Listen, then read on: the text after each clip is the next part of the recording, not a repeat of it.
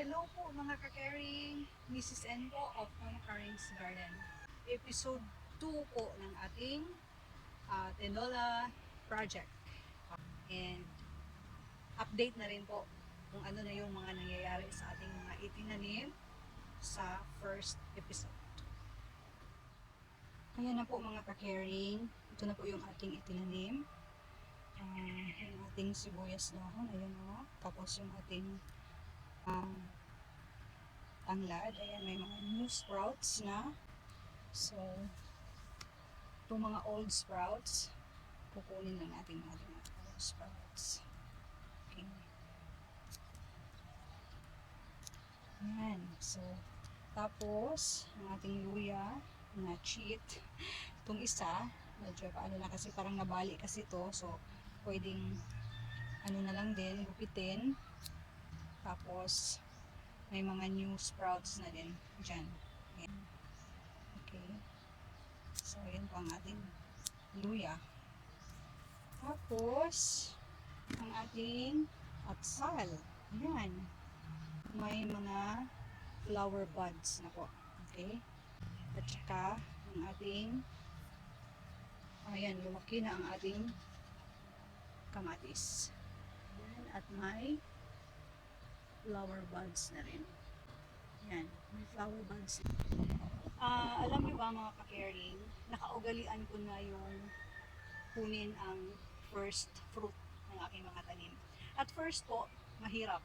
Okay, nahihirapan talaga ako kasi excited tayong maka-harvest. So bakit natin kukunin yung primerong bunga. Pero sa kalaunan po, naging nakasanayan ko na.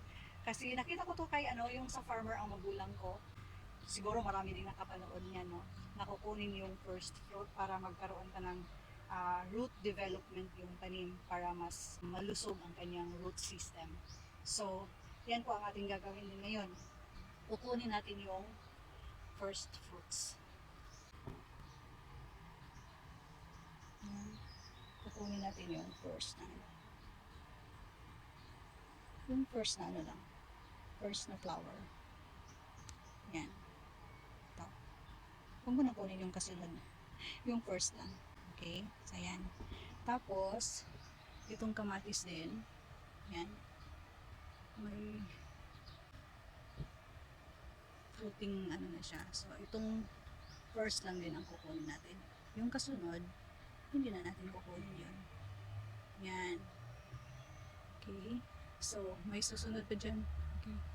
May kasunod pa yan. So, ayan na po mga ka-caring. This is episode 2. So, ngayon, ang una natin gagawin is magdadagdag tayo ng lupa. Okay?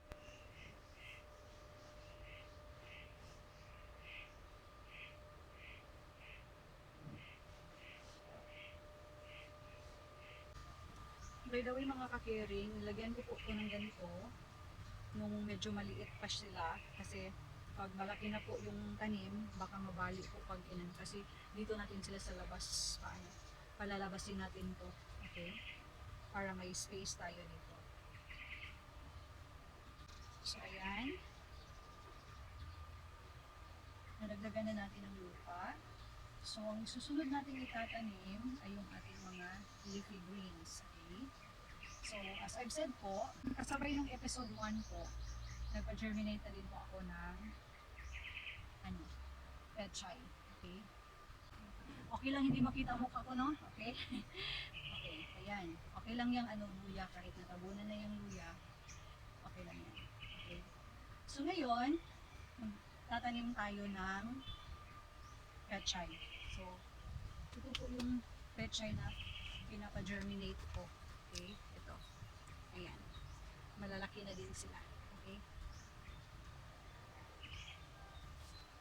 So, may gagawin din tayong trick. Okay? Ito po, lang din to, plastic. Yung dalawang parang dalawang ganito, tapos pinagdugtong ko lang. Ayan, pinagdugtong ko lang para makabuo ng medyo malaki-laking parang pot. Actually, ginamit ko na to. Okay? So, ang gagawin natin, insert natin dito. Pero, ayan, oblongated po gaganyanin natin, hindi yung round. Gaganyanin natin. Tapos, dito natin siya ilagay.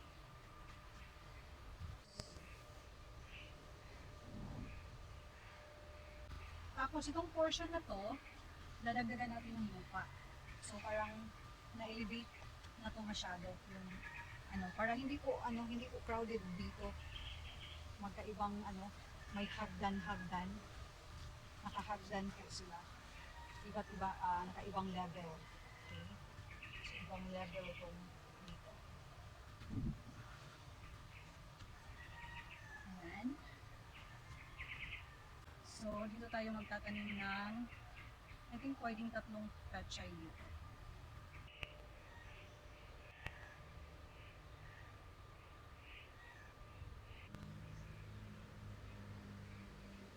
Doon lang po natin yung stem ng pechay.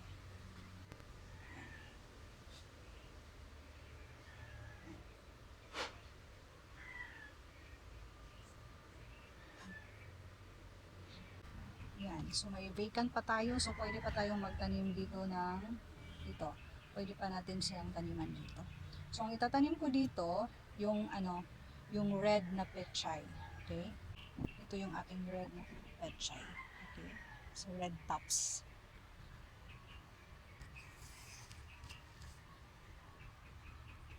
Meron tayo ng mga 3 tanim.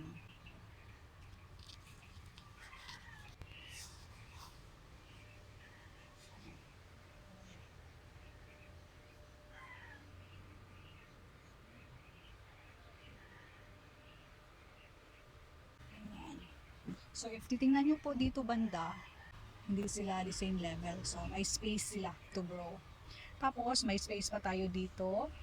At dito din, pwede pa tayong magtanim dito. So, may gusto akong itanim dito banda. Pero, lalagyan din natin ng ganito. Okay. Para nakaangat din siya. Okay. So, lalagay natin to dito. Yan. Tapos, lalagyan natin ng soil.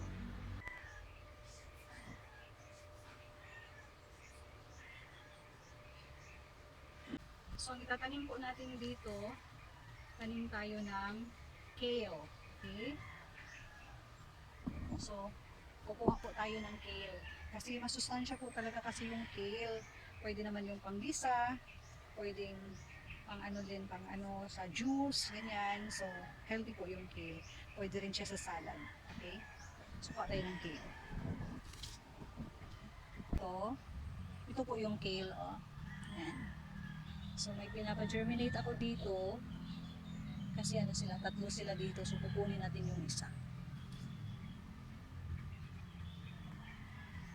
So, dito natin siya ilagay.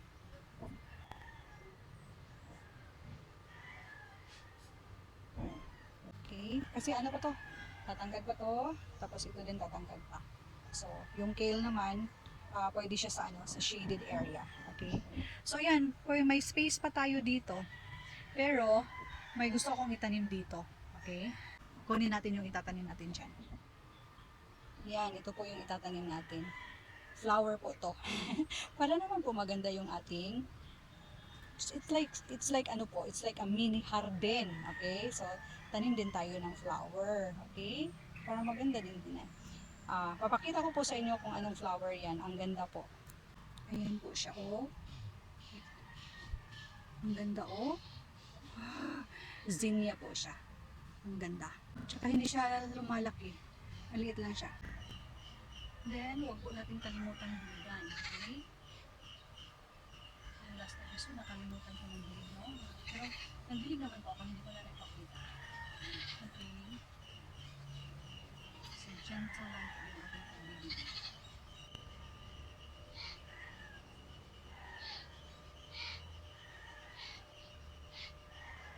And one last thing mga ka-airing, kasi nagko-compete na sila dito sa sa sunlight, right? Kasi madami-dami na sila.